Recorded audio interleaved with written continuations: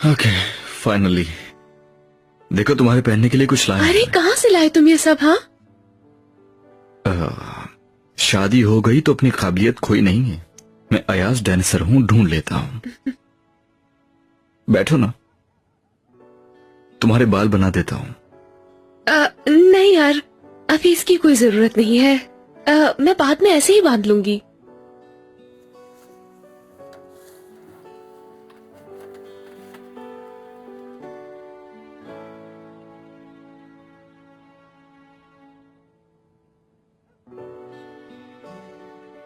Hair brush भी है। ये वही चीजें हैं ना जो हमने साथ में खरीदी थी? और क्या है इस बैग में? जरूरत की हर चीज मौजूद है। ये कपड़े भी इसी में थे ना? बहुत चालाक हो तुम अयाज, ऊपर से कहते हो कि मेरी काबिलियत है ये।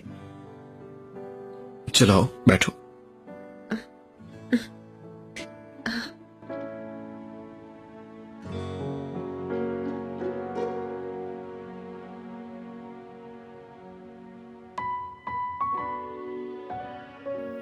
अयाज,